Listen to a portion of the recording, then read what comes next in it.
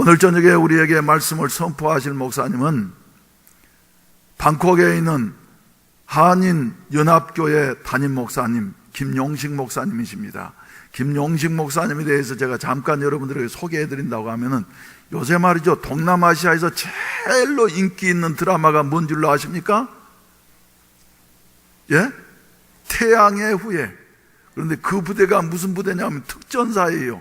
그래서 아주 우리나라의 제일 용감한 군인들이 선출되어져 가지고 이렇게 섬기는 요 같은 부대인데, 우리 목사님은 특전사의 군종 참모로서 이렇게 봉사하시면서 낙하산에서 하늘에서 비행기에서 뛰어내리기도 하고 말이죠, 군인들보다 더 앞장서 가지고 뛰어내리면서 목사가 뛰어내리니까 너희들이 무서워 말고 뛰어내려라 그러면서 안심을 시키시고, 그리고 특전사 이제 근무를 마치고 난 다음에 53사단의 발령을 받고 오셔가지고 저 86년, 87년경에 53사단 군종 참모로 이렇게 봉사를 하시다가 임기를 마치고 그리고 태국으로 날아가셔서 태국에서 지금 방콕 한인 연합교회를 섬기고 계신 아주 모범적인 선교사님이면서 또 자랑스러운 선교사님입니다.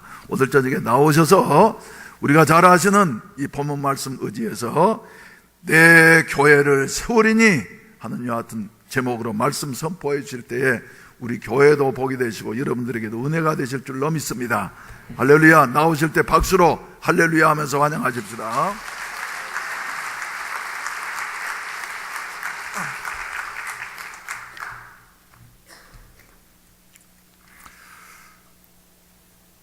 제가 태국 방콕으로 간 지가 30년이 됩니다.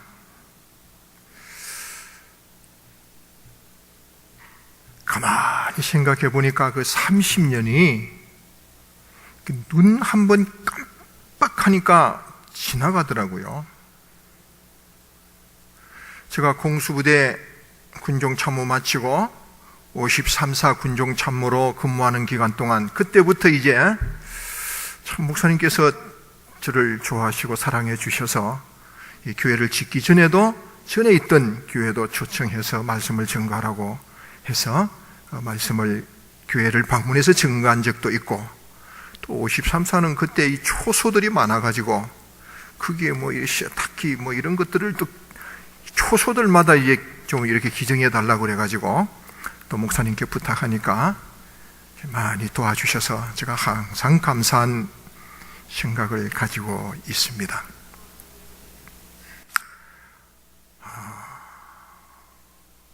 하나님께서 우리들 각자를 한 사람 한 사람을 쓰시는 방법이 크게 두 가지가 있더라고요. 제가 보니까 하나는 방금 이렇게 나온 자매님처럼 찬양의 은사가 있으면 찬양을 통해서 하나님께 영광 돌립니다. 악기를 잘 다루는 자매님들은 악기 다루는 것을 통해서 이렇게 영광 돌릴 수 있습니다. 빌립보서에서 보면은 우리 속에서 행하시는 하나님은 미쁘시니 하나님의 선하신 뜻을 이유하여 우리들 마음속에 소원을 두고 행하시느니라. 다시 말하면은 우리는 각자가 신앙생활을 하면서 간절한 기도의 제목과 마음의 소원이 있습니다. 그런데 하나님께서 이렇게 마음의 소원을 주시는 겁니다. 그러니까 내 소원을 성취하기 위해서 사실은 일하는 것 같은데 나중에 보면은 하나님께서 우리 속에 소원을 집어넣으셨고 내가 원하는 것을 행할 때에 하나님께서 그걸 통해서 하나님의 뜻을 이루시더라고요.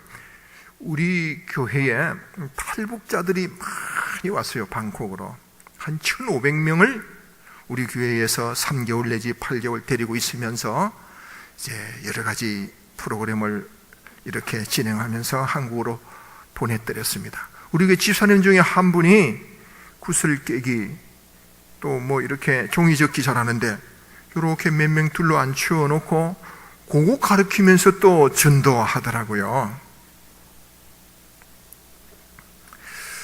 그런데 여러분, 하나님께서 우리를 통해서 일하실 적에 꼭 그렇게만 일하시는 것이 아니고 또 하나의 방법이 있는데, 그거는 나는 원치 않는데 하나님께서 억지로 나를 끌고 가는 그런 경우가 있습니다. 요한복음 21장에 보면은 거기에 예수님께서 베드로를 향해서 하시는 말씀이 나옵니다.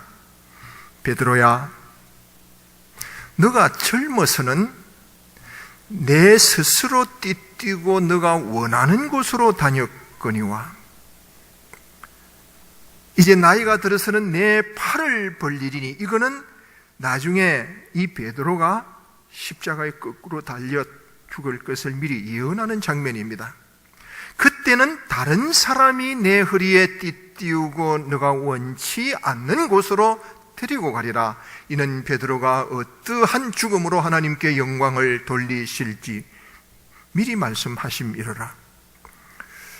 저 같은 경우에는 사실 후자예요.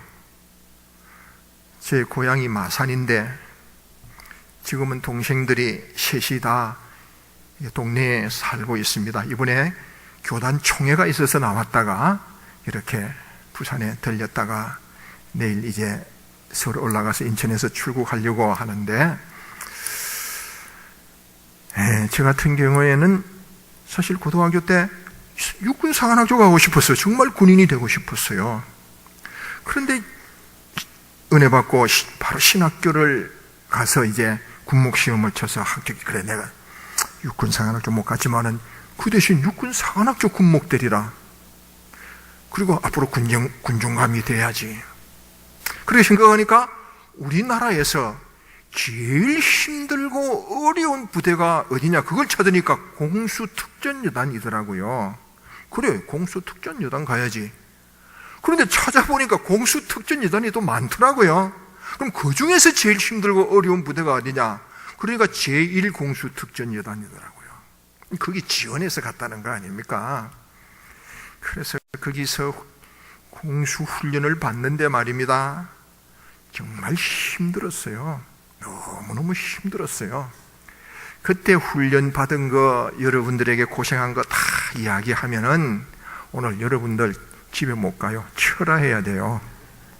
이렇게 오래간만에 한번 서가지고 또 빨리 끝내야지. 초청받은 사람들 하는 말이 있어요. 짧게 하는 자는 복이 있나니 저희가 다시 청함을 받을 것이요. 그래서 제가 절대로 30분은 넘기지는 않습니다. 목사님, 오늘 제가 30분 넘기면 뒤로 살와서 좀 끄집어 당기십시오. 그래서 훈련 다 끝나고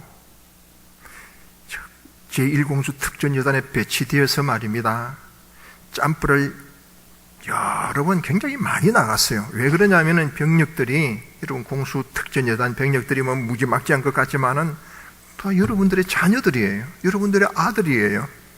짬빠는 거 싫어해요. 왜? 자칫 실수하면은 다리 부러져, 허리 부러져, 목배 부러져. 그러니까 짬빠는 거 싫어해요. 그런데 군목이 부대에서 딱 기도해주면 그렇게 좋아할 수 없어요. 그런데 훈련장까지 찾아가서 기도해주면 더 좋아해요. 거기에다가 군목도 짬빠한다, 그렇게 좋아할 수 없더라고요. 야, 우리 부대 목사님이 짬빠하는데 내가 못할 소냐, 아마 자신감이 생기는 것 같아요. 그래서 같이 짬뽀하고 그 다음날 이제 내무반에 들어가가지고 어제 짬뽀한 얘기하면서 다음 주에 교회 나오라, 그러면은 얼마나 열심히 나오는지 몰라요. 그래서 저는 뭐 전도 목적상도 짬뽀했지만은 또 그게 좋았어요. 내가 짬뽀 열심히 했고 다른 참모들은 싫어하더라고요. 그게 인사 참모도 있고 뭐 작전 참모도 있고 분무 참모도 있고 군수 참모도 있고 뭐 격리 참모도 있고, 근데 군목이 자주 짬뽀하니까 싫어하더라고요. 내한테 직접은 잘 못하고 우리 군중 배고, 야, 누구 교회 목사님 말이야, 그 짬뽀 좀 하지 말라고 그랬다 이러더라고요. 그런데 그게 말이죠, 고급 스포츠예요. 사실 그거 돈 많이 주고 하는 겁니다, 그냥 하려면은. 그런데 저는 그 생명수당 받아가면서 했다는 거 아닙니까? 한 번 하는데 그때 5만 원씩 주더라고요. 그거 해가지고 제가 또 우리 집 사람 또 먹여 살리고 애들 공부시키고 하여튼 얼마나 재미있었는지 몰라요. 그런데 어느 날 짬뽀를 하는데 우리나라 훈련용 비행기가 왜 그렇게 낡았습니까?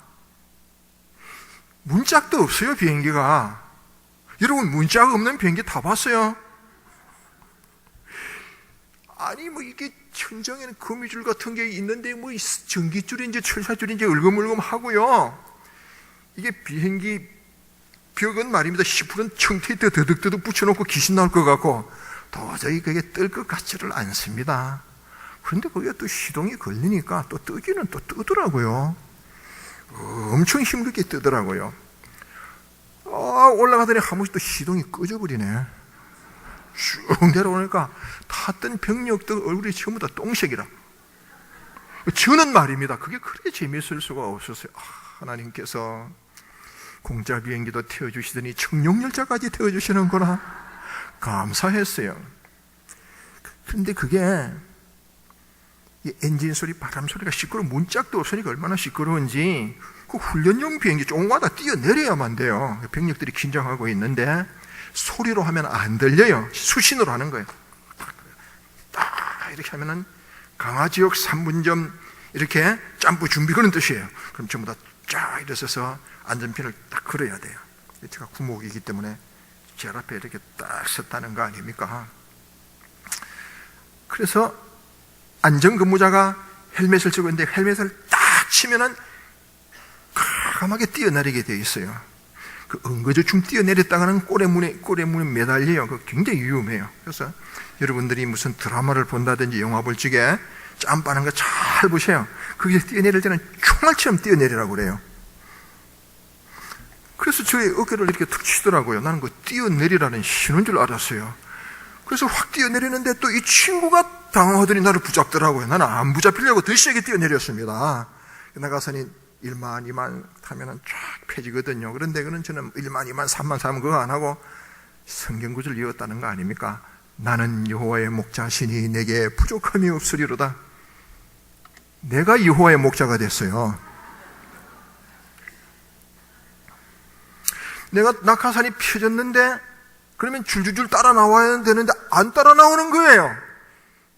새끼들 말이야. 동작 그렇게 떠내 하면서 밑을 딱 내다보니까 이게 내가 잘못 뛰어내린 거예요. 2분 전에 뛰어내리는 거예요. 왜 2분 전에 뛰어내렸느냐? 이 친구가 치면은 뛰어내린 나를 쳤단 말입니다. 그런데 거기에서는 동작 하나하나를 굉장히 신중하게 해야만 합니다. 나중에 보니까 왜 어깨 친다 물었더니 그 친구 나는 안 보여. 너무 당황해서 치면 뛰어내리는데 그 생각만 하고 다 했는데 1분 지났는지 2분 지났는지 몰라요. 근데 그 친구는 우리 교회 집사님이었어요. 근데 목사님 잘 뛰어내리라고 인사했다는 거예요. 세상에 여러분, 인사를 그렇게 하는 법이 어디 있습니까? 근데 원래는 그게 성남 비행장에서 출발해서 미사리가 훈련장이 있어. 공수대 훈련장 거기로 해야 되는데 이건 쭉 보니까 고압선이 이렇게 쫙 깔려있네요. 나중에 보니까 그게 바늘 공단지구 고압선 변전소 지역이었어요. 그리고 그때 머리에 딱 생각되는 게 나는 이제 참새꾸이가 되겠구나. 그 생각만 딱 들더라고요. 근데 원래 그게 또 바람이 좀 불면은 또 좀 비껴가기도 하는데 그날따라 바람 한 쟁물씩 그대로 떨어지는 거예요. 그래서 거기서 살겠다고 말입니다. 저는 공중에서 수영을 했다는 거 아닙니까?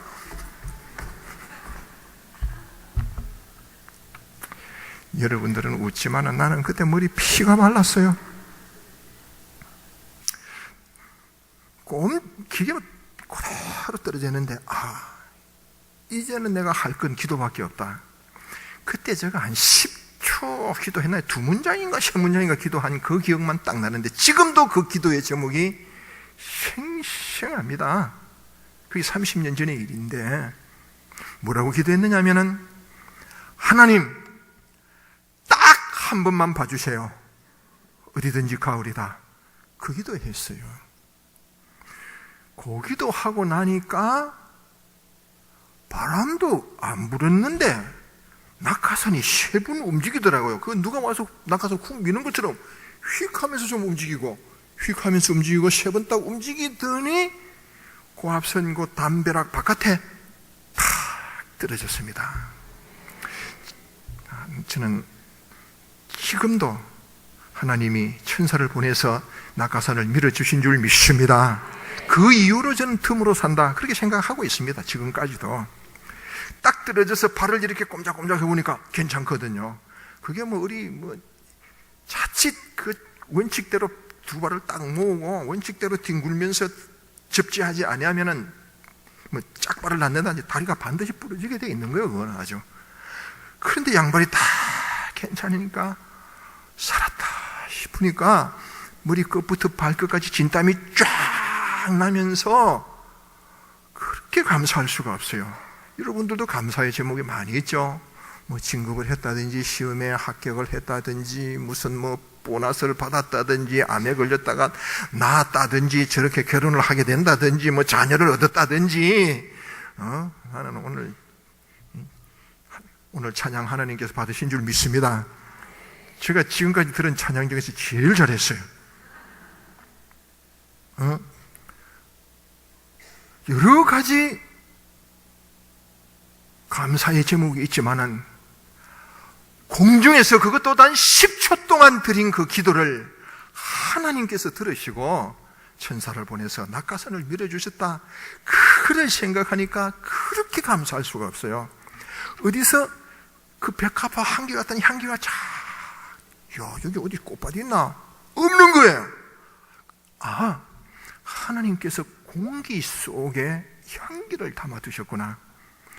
여러분, 공기 속에 하나님께서 향기를 두셨다는 거 여러분들 느껴본 적이 있으세요? 맨날 미세먼지만 마시고 있으니까 그거는 낙하산을 뛰어내려 봐야 느낄 수 있어요.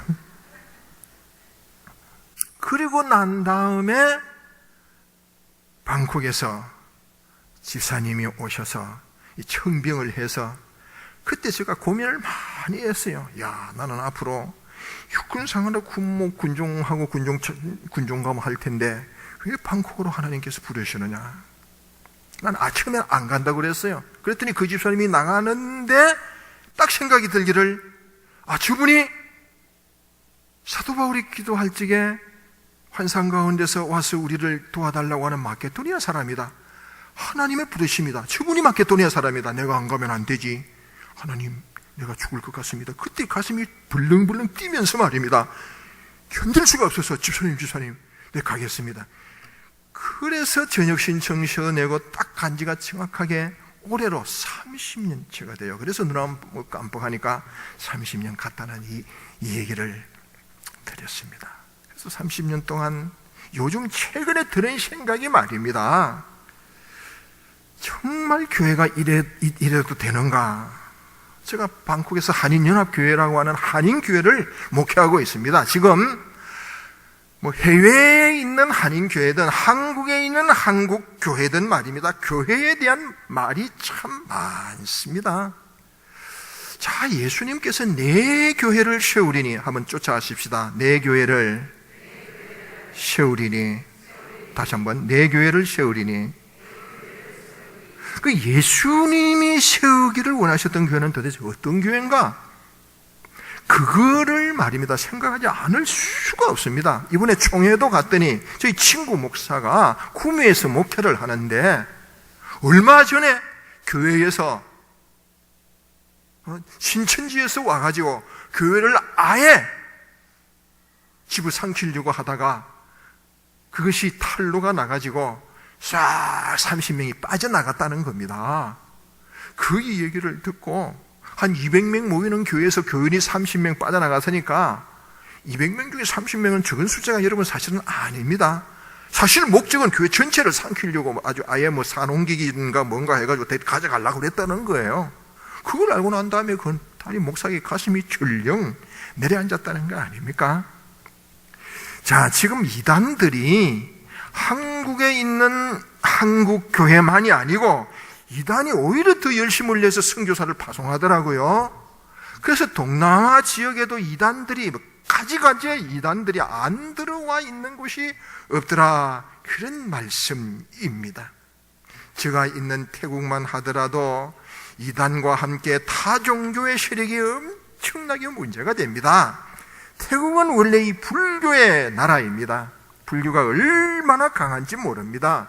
물론 태국은 불교가 국교는 아니지만은 어린 아이들이 교과서를 배울 때 초등학교 어린이 교과서를 보니까 말입니다. 난타차이는 농길을 걷다가 뱀을 3마리 보았다. 그런데 그 옆에 또 2마리가 나타났다. 모두 몇 마리인가? 뭐 이런 식으로 말입니다. 산수 문제가 그거예요. 산수 문제가. 그러니 지금은 태국이 국교가 불교는 아니지만은 불교 나라예요. 모든 생활 풍습이 아예 그냥 불교화되어져 있어요. 그냥. 그래서 한국에서 불교도인들이 성지순례를 갈 적에는 태국으로 와요. 그래서 스리랑카, 미얀마 이런 나라를 이렇게. 이게 불교만 지금 문제가 되는 것이 아니라, 이단만 문제가 되는 것이 아니라 이 모슬림들이 말입니다. 제가 30년 전에 가니까 모슬림이 1% 미만이고 기독교가 1% 미만이었어요.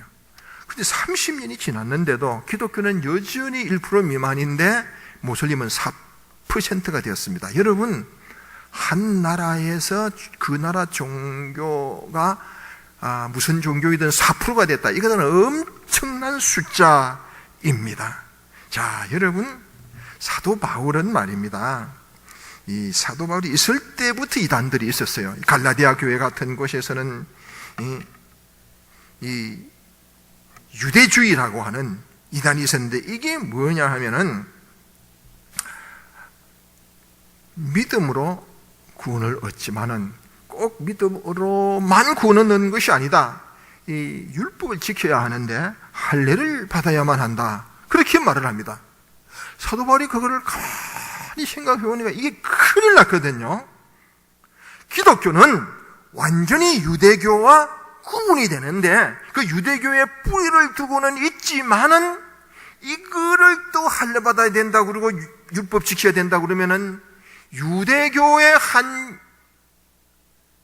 이 가지가 되어가지고 그 유대교 안에서 벗어날 수가 없습니다. 만약에 그것을 용납. 그래서 사도 바울은 얼마나 분노했는지, 내가 전하는 이 복음 외에 다른 복음을 전하면은 하늘의 천사라도 저주를 받는다. 강력하게 갈라디아 교인들에게 경고했던 적이 있습니다. 지금처럼 한국 교회가 어려운 시점에 도달한 적은 일찍이 없었습니다. 그런데 우리가 말입니다, 이 위기를 하나님께서 역사하는 기회로 삼아야 될 줄 믿습니다. 자, 오늘 목사님과 여러분들이 봉독한 그 성경 말씀에 보면은, 그러면 우리가 예수님께서 정말 세우시기를 원하셨던 교회가 뭐냐, 이거를 간단히 살펴봄으로 말미암아 은혜를 나누고자 합니다.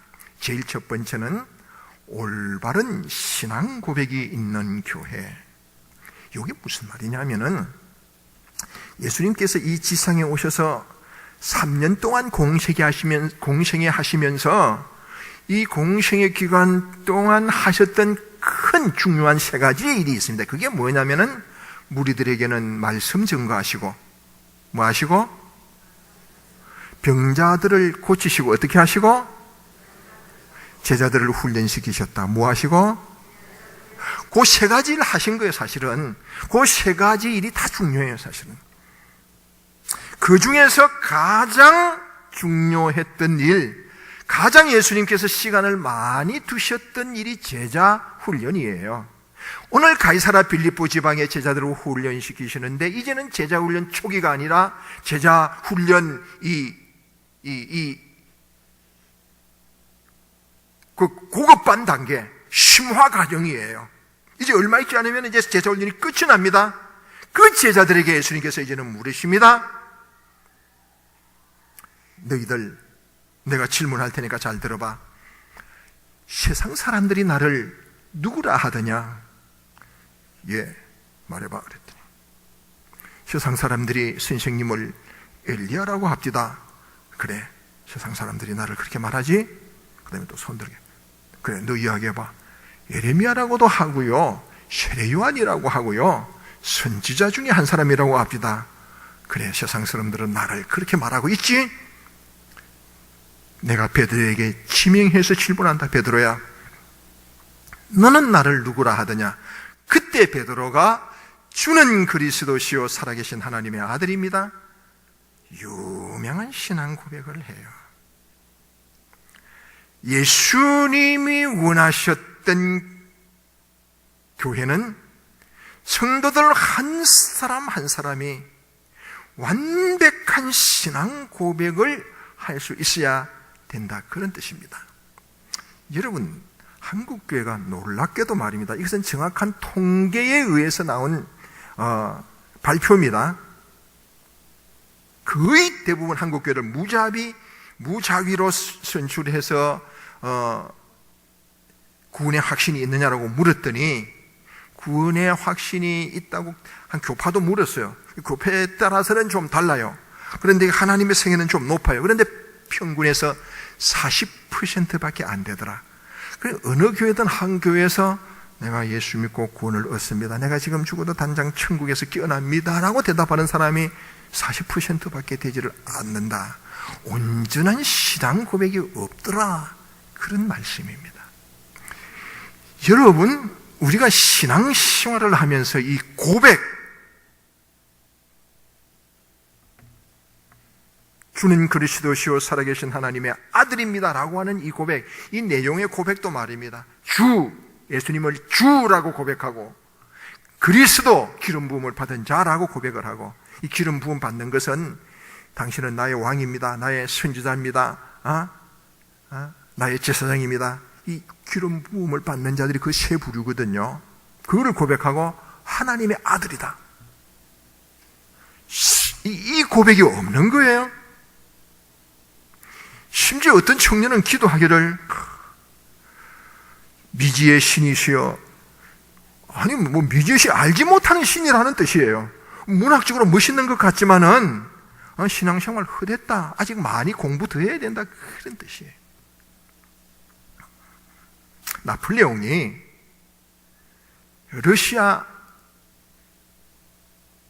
정복을 위해서 원정을 떠났을 적에, 그때 러시아에서는 말입니다, 병력들을 다 숨겨버렸어요. 아무도 나타나지 못하게 했어요.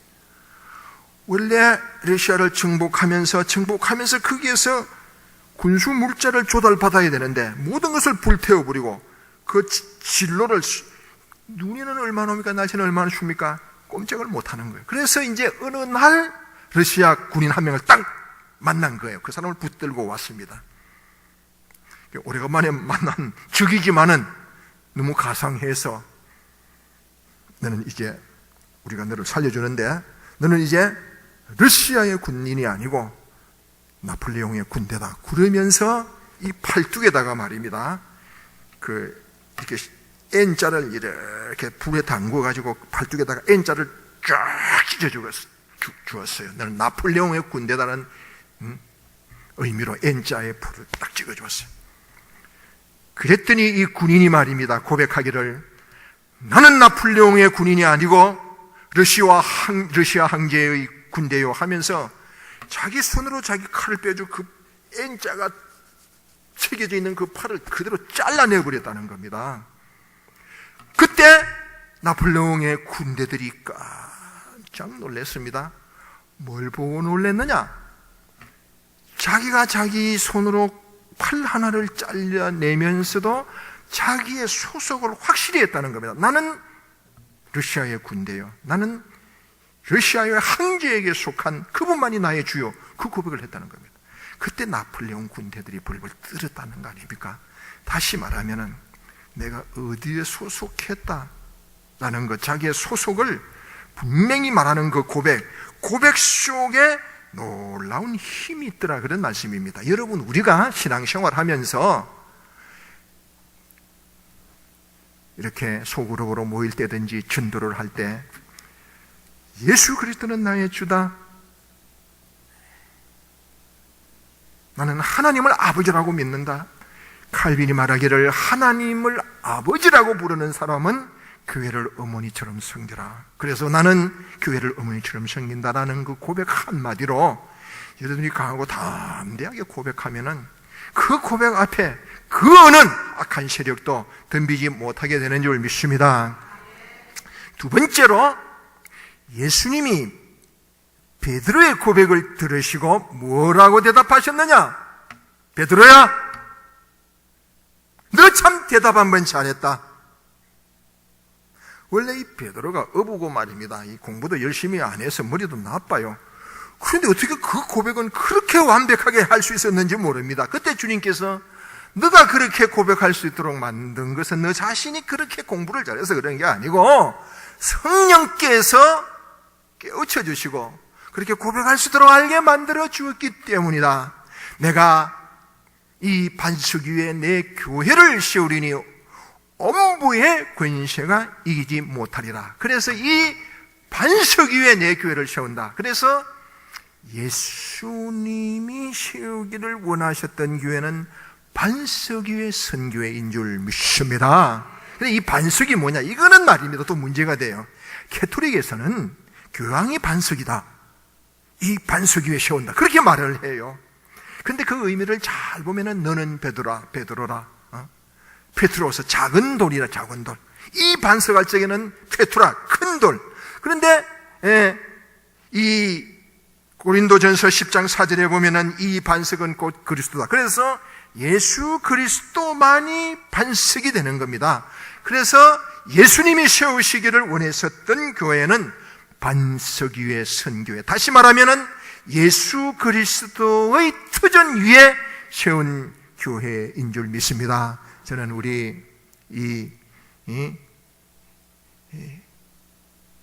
여러분들이 지금 몸담고 있는 지금 한국에서 말입니다. 제일 살기 좋은 곳이 해운대라고 나와 있어요. 그리고 세계에서도 제일 살기 좋은 곳이 그 손가락 몇 개 안에 속하는 곳이 해운대예요. 그런 곳에 있는 여러분들인데 이 해운대 이 순복음 교회가 다른 것이 아니라 아무리 그런 도시에 있지만은 이 교회가 반석 위에 선 교회가 되기를 주의 이름으로 축복합니다.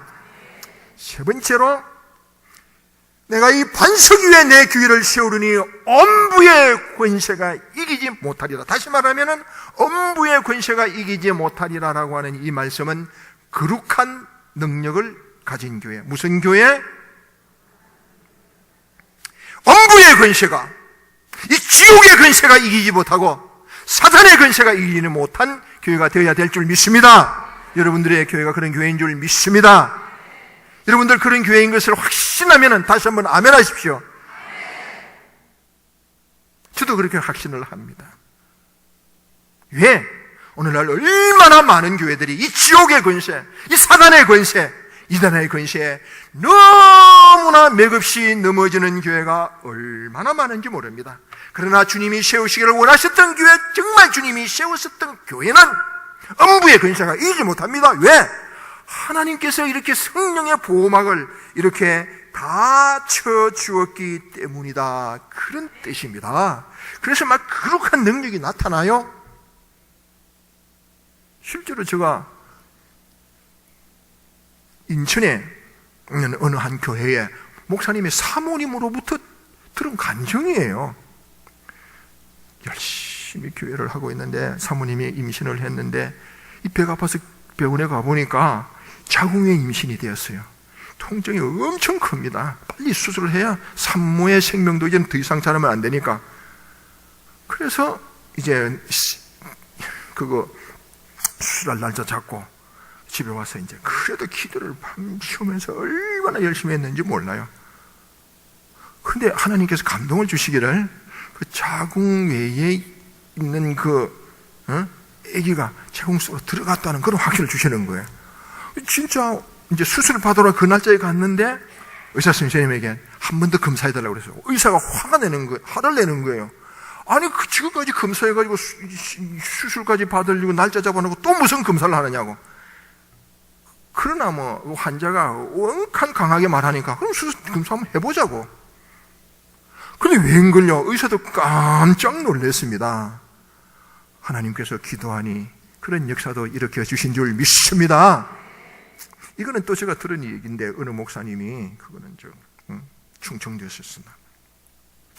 그러나 이제 신년이 시작되면서 새벽 기도회를 하면서 한 주간 동안 우리가 하나님에게 간절히 기도하고 성령의 불을 받고 능력을 받고 그렇게 해서 회개하자, 그걸 강조를 하는 거예요. 어느 날 새벽에 회개라는 강한 설교를 또 하셨습니다. 그때 어떤 설교를 했느냐면은, 여러분들, 저는 여러분들이 가슴에 칼을 품고 있는 거 다 알고 있습니다. 그 칼을 내려놓으세요. 칼을 품은 사람 나오세요. 응? 회개하십시오. 그 미움의 팔, 분노의 칼, 그거 품고 있으면 하나님의 역사 못합니다.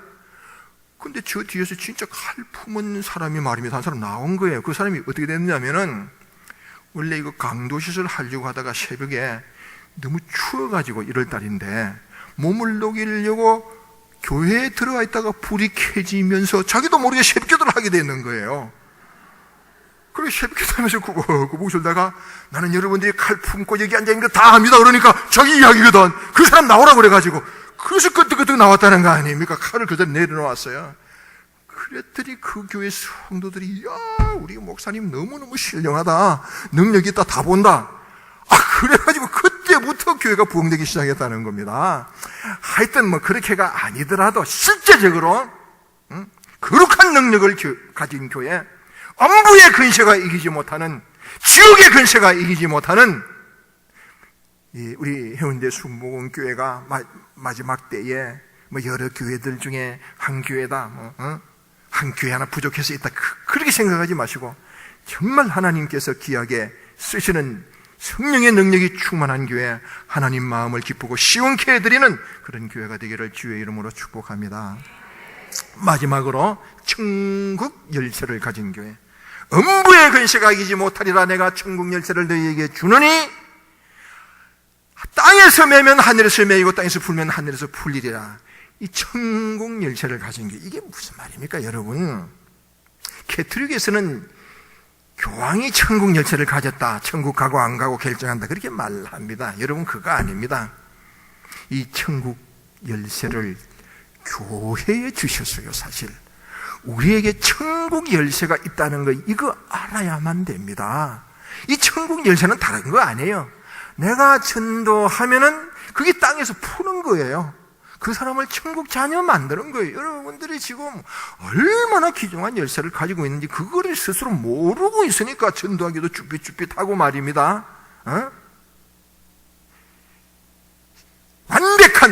완전한 신앙 고백을 하고 성령께서 함께하셔서 음부의 근세를 이기는 근세가 내게 있다는 것을 확신하고 이제 천국 열쇠를 가지고 문을, 사람들의 마음을 여는 거예요. 이게 물론 여러분들의 주변 이웃에게도 열지만은 사실은 말입니다, 외국도 생각해야 돼요. 오늘날 얼마나 많은 교회들이, 한국 교회가 경제적으로 어려워지니까 이 선교하는 것을 또 이렇게 선교비 이렇게 또 이제 안 주고 또 선교사 파송도 안 하고 또 그러더라고요. 영적으로 보면은 말입니다, 물론 우리 동족을 먼저 선교해야죠. 그러나 영적으로 보면은 한국에 있는 안 믿는 사람이든 외국에서 안 믿는 사람이면 다 영적으로 영적 이방인이에요. 똑같이 전도해요. 여기 먼저 하고 저기 다 하고 우리 민족 다 하고 이방, 그게 없습니다. 동일하게 똑같이 선교를 해야만 합니다. 우리 이 해운대 순복음교회는 규모가 크기 때문에 한 교회에서 한 선교사는 지금쯤 한 10명 정도는 파송해야 되는 교회가 아닌가 생각하는데, 요즘 선교사 1명 파송하는데 여러분 그렇게 돈이 많이 드는 것도 아닙니다. 또 선교사 파송해서 그 사람 팔자 고치고 먹고 살려고 하는 게 아니에요. 목숨 걸고 가서 선교적 각오로 그 자리에서 살아남아라, 그런 뜻이에요. 거기 가서 나무도 심고 과일 나무도 심고 때로는 한국어도 가르치고 영어도 가르치고 피아노도 가르치고 자생하는 거예요. 그래서 한 1,000불 정도 주면은 얼마든지 동남아에서는 충분히 자기 혼자 뿌리를 뻗어내릴 수 있습니다.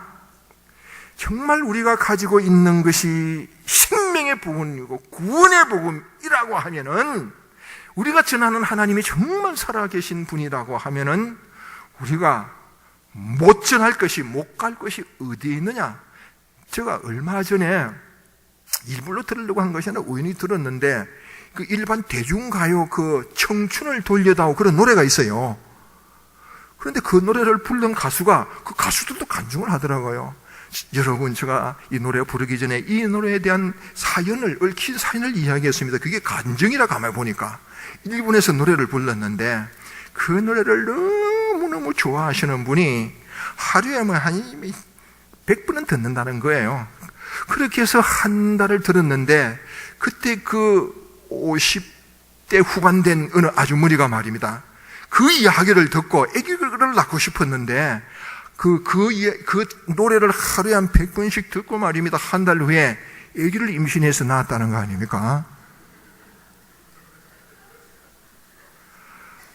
아니, 세상에서도 청춘을 돌려다 보니까 청춘이 돌아와가지고 50대 후반 60 가까운 분이 아기를 낳았다는 거예요. 자, 그렇다고 한다면 우리에게는 성령이 도우십니다. 하나님의 말씀이 우리들에게 있습니다. 기도하면 들으시는 하나님이 계십니다. 우리의 교회가 천국 열쇠를 가진 교회가 되어서 동족에게도 또 이방인에게도, 이제 우리 교회가 이 동남아에도, 여러분이 우리가 왜 동남아를 선교해야 되는지 아세요? 이 지리적 이유라는 게 있는데, 원래 예루살렘에서 시작한 이 복음이 안디옥에서 이제 선교사를 파송하는데, 그것도 단위 목회자를 파송했어요. 바울과 바나바를 성령의 지시를 따라서 금식하면서 기도해서 안수해서 선교사 파송하는데, 그래서 이 소아시아가 복음화되면서 원래는 바울이 말입니다, 이 동쪽으로 와서 아시아 지역을 선교하려고 그랬어요. 정말 그렇게 했으면 성경도 달라졌을 거라. 베이징 복음, 평양 행전 뭐 이런 게 들어갔을 거예요. 그런데 마케도니아 사람의 부르심을 받고 이제 빌립보로 가가지고 유럽으로 전도해서 이게 이 영국이 복음화되고, 대서양 건너서 미국으로 복음에 들어갔다가 태평양 건너서 한국으로 왔는데, 한국 교회가 이 동남아를 복음화하고 모슬림 지역을 복음화하고, 복음이 이 지구가 둥글기 때문에 땅끝이 어딥니까? 시작했던 그곳이 땅끝 아닙니다. 예수님 재림 직전까지 복음을 증거해야 할, 예루살렘까지 들어가야 할 복음 선교의 마지막 주자로서의 사명이 우리 한국교회에 있는 줄 믿습니다. 우리 현대 순복음교회가 이 일을 충성스럽게 잘 감당할 수 있기를 주의 이름으로 축복합니다.